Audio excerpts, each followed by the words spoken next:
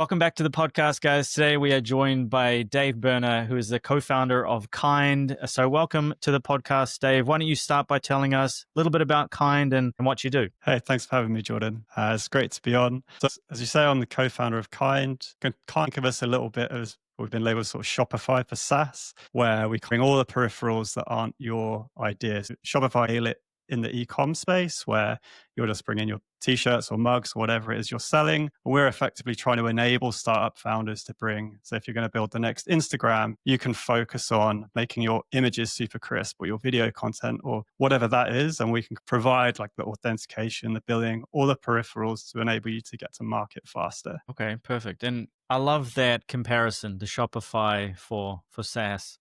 That makes so much sense. Immediately I get it. So what was the reason to create this solution? Like, is it something that you struggled with personally, or do you see a gap in the market? Or tell us about that. Definitely a tale of pain, I suppose. I've been in tech forever. I'm like an ex in my teens and early 20s. I was in sort of metal bands and punk rock bands, and we couldn't afford a web developer, or what would they call it? Webmaster, it was probably called back in the day. So I would effectively teach myself using Alta Vista or whatever it was, how to build sites, and just always had this yearning to build products on the web.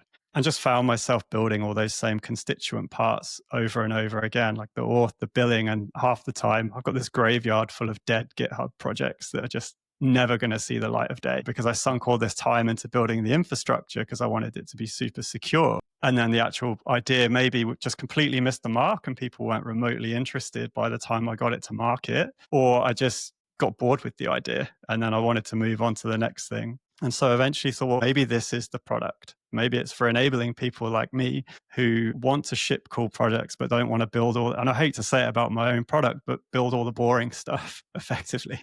And have you found that there is a particular feature or a use case that a lot of people gravitate towards, like your Big Mac offer? So I think inadvertently it ended up becoming authentication. The initial idea was let's build the thinnest slice of everything, like of all the streams we wanted to put in. And that would definitely be one of my lessons for startup founders now is go as small as you can. Because we ended up just going really wide and deep and got known as an authentication provider, which is fine, but it is quite a saturated space and was never really the vision. So it ended up taking us probably about 2 years before we actually had something that we could go to market with, which in hindsight, I think we should have stripped it back a bit more or maybe started out with one of the other slightly smaller features. I'm not sure, but we've become known for that. But it's not the worst thing because if someone will trust you with the keys to their front door, then generally they'll trust you with anything else. So anything that we build on top of that already now has that trust factor that comes along with it. So swings and roundabouts. Sure. And you mentioned a little bit about AI, and there's some things I know you can't talk about on the roadmap, but are there any things that you're doing with AI that you can talk about right now and share with the audience? Sure. I mean, we're leveraging it in-house for, I guess, development and that sort of thing, like digging into Cursor and Copilot and I guess all the usual dev tools that you would expect. Talking to AWS around Bedrock, we're leveraging it for, I guess, just helping out with documentation and that thing. So I guess all the obvious things that you would expect. I think there is a lot of AI rubbish coming out at the moment that's kind of generated and then spat out, and people haven't necessarily got the fundamentals. And combining Kinde with some of these other tools that's out there is probably a pretty good place to be in, because then, or even if what the AI has generated for you isn't perfect, you can at least know that when you're building a product, the two things you care about the most: am I going to get paid? And am I going to get hacked? And those are the two things at the moment that AI isn't particularly good at bringing to the table. Interesting. I haven't heard that take before. Am I going to get paid? Am I going to get hacked? Makes sense. And so, Dave, being a startup and wearing all these different hats, you've obviously had a ton of challenges that you've had to overcome to get to where you are now. But I noticed that you guys had a pretty significant raise. Can you tell us about, was that a really smooth process, or was there some challenges involved there, or anything that you might have done differently now that you have the gift of hindsight? We were very fortunate. We managed to raise at the peak of the VC market. At that point in time, we had 3 founders that had all got quite a lot of experience in the SaaS space. So all 3 of us had been either at like Shopify or Campaign Monitor at Atlassian, like fairly sizable tech giants in their own way and learned a lot of lessons. And we had a prototype for this idea, which investors just really believed in, and a good network of people that we could bring in for a team to execute. It does seem like over the last few years that the market has shifted somewhat. So it's definitely a tougher time for startups beginning now to raise capital unless they are in that AI space. And that's definitely one of the things we see on Kind now is the companies that are growing the fastest, the ones that we see going from 0 to 1 million users in a matter of weeks, they are AI tools, they're AI products, they're AI businesses. I hate to recommend like to jump on that bandwagon, but if I was starting a new startup now from scratch, I would be looking into the, like, that's where the appetite is, the interest is. And I do think we're still early. I thought I was a late adopter, but speaking to people around me that aren't necessarily in tech, it doesn't seem that that's the case, and people are still catching on. And there is still a window there, I think, of opportunity for startup founders to create something meaningful and get it to market fast and ride that wave now. And you're saying you're a late adopter to AI in general or to bringing AI to Kind? Possibly both. Personally, I think as a, like, my background is, aside from the music side, is definitely in tech and coding and engineering. And there was sort of this trade-off between, is this going to help me or is this going to steal my job, or Yeah. both? Probably in the long term, I suspect. Part of me was hesitant to try it because I was almost scared of how good it might be.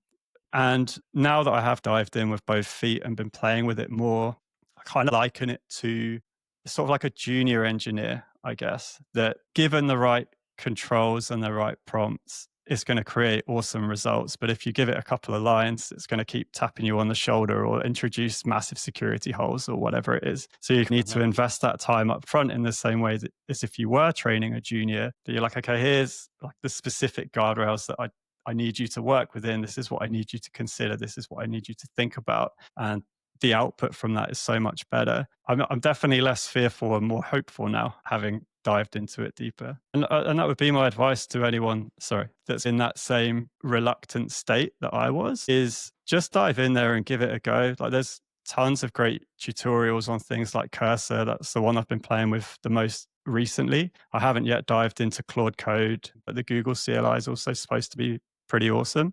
I haven't had the opportunity to take the time to dive into those yet, but I'm sure they'll be great.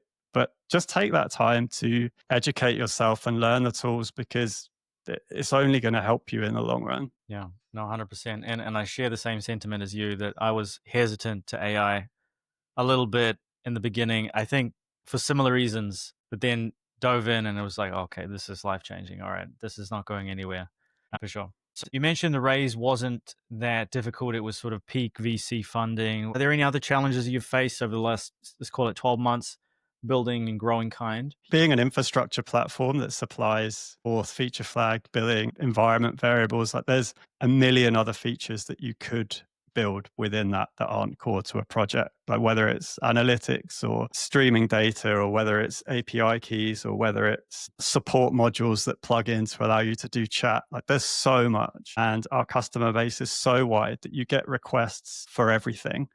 And definitely early on, we were quite guilty of just jumping on everything, because you get that interest and you're like, oh, cool, this person needs this feature. It's like swarm on it and get it done and get it built, and maybe got distracted by some of those peripherals instead of what should have been maybe more targeted. And that's probably part of the reason it did take us a couple of years to build that initial authentication pieces, because we also had all these other smaller peripherals, some of which are in the product today, some of which we ended up canning along the way, because like, it was clear that it was only really for that customer. And we've definitely gotten better at trimming the fat and just being like, no, what is the single most important thing that we should be focusing on right now? My recommendation to anyone starting something out now is just thinking, if we didn't ship this feature, would 80% of users care?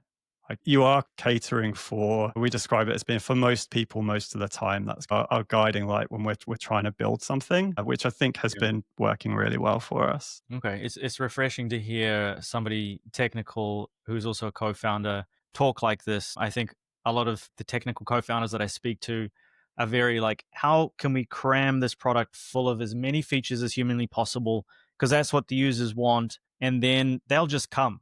Like we don't need to focus on the marketing or anything. They'll just come to us because our product is so fantastic. And I think I'm hearing the opposite from you. Definitely. So And I think the marketing side is one of the most important, really. I think that's something that's often undervalued, as you say, that build it and they will come, which just like it's just not the reality. You have to put it out there. And so then the other part of it is when we were trying to get those initial customers and nobody knows who you are, so nobody can test it, we made an early decision to dog food all of our own features. So when you log into Kind, you're using our authentication. When you pay for Kind, you're using our billing. When we're rolling out features, we're using our feature flags. So actually, by the time we did start onboarding customers, we knew all those features had been super well battle tested, which we're very fortunate because we are building all those boring parts. We do also need those. But I think that's testament to a product if you'll actually use it yourself. That's usually a good sign that you're on the right path. and so you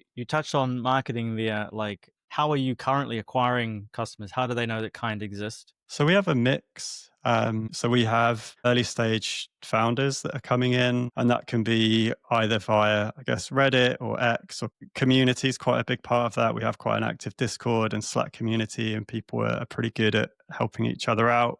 We've open sourced all our SDKs and our internationalizations so that people can contribute to those. And then I guess there's the top of funnel, which is the more, I guess, your bigger businesses in your enterprise and those sort of things. You need those more advanced enterprise features for their authentication.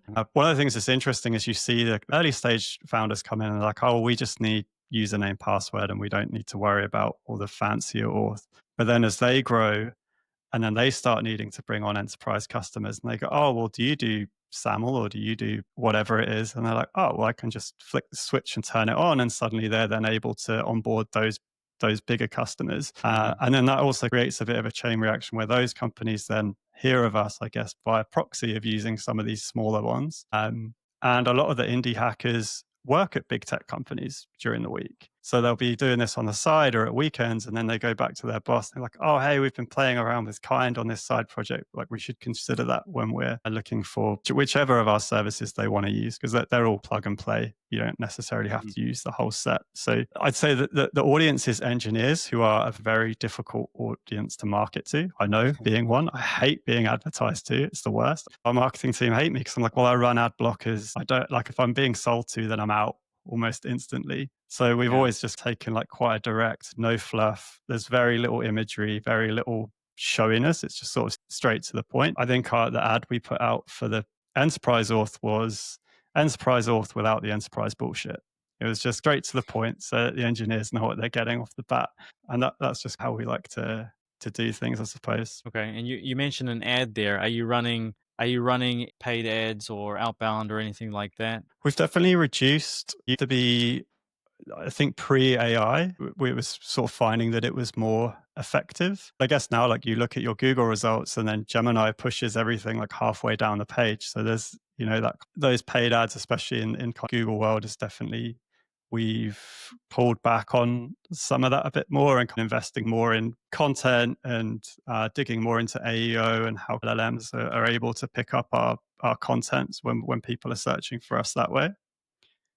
But marketing, although it is one of the hats I wear, it's definitely not it's more your specialization than mine, I suppose. So I'd love to hear from your perspective, actually, as a SaaS founder, what you find is working for the other SaaS businesses that I've just turned the tables there. You're very right. This AI has made it very easy for anybody and their dog to create campaigns, and especially outbound. And so people are inundated with spammy messages all day long. I think the thing that has worked historically really well for me and the clients that I serve is, instead of reaching out with a sales message, and you might be lucky to capture like a small percentage of people that are looking to purchase right now, especially with a product that needs some education. Most of your customer base don't know you exist, or some of them don't even know that they have a problem, or that your solution could be the solution to that problem. So it's on you to reach out with value and education-based marketing and move them up this awareness ladder until they are fully aware, and then your product just is the logical next step, if that makes sense. Yeah, that's great advice. Yeah, thanks for sharing. Rounding out then, Dave, like a question I always like to ask is, let's say that you had a magic wand and you could wave it over a big problem right now at Kind and solve it like that. All right. What would that big problem be and why? That is a big question. I'd love to have a crystal ball to see what the future holds. Like it, maybe even a year ago, it was pretty easy to sort of make predictions for like 5 years' time. This is what it's going to look like. This is where we're going to be. But that's just not the reality anymore because the tech landscape is moving so fast. So if I had a magic wand and I could use that to generate a crystal ball to see where this AI wave is taking us, so that I could get some insights into that, that would be incredible. That's definitely like one of Yeah. the things that we're always talking about internally at the moment. It's like, well, what's next and what's next? And you're always trying to stay that one step ahead of the curve.